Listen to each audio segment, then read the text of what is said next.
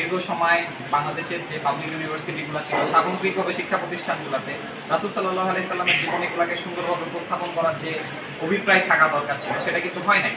তো এই জায়গা থেকে আমরা আমাদের আল কোরআন কালচারাল স্টাডি ক্লাব চিন্তা করেছি যে এই জিনিসগুলোকে সুন্দরভাবে শিক্ষার্থীদের সামনে উপস্থাপন করা।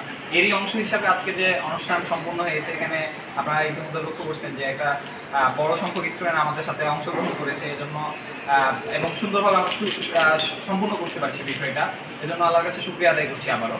এবং পাশাপাশি যারা অংশগ্রহণ করেছে তাদেরকে আন্তরিকভাবে মোবারকবাদ জানাচ্ছি। পরবর্তী সময়গুলোতেও আমাদের চমৎকার চমৎকার ইসলামের তাহাজ্জুদ তাওয়াক্কুলকে ধরে রাখার জন্য এই আয়োজনগুলো থাকবে।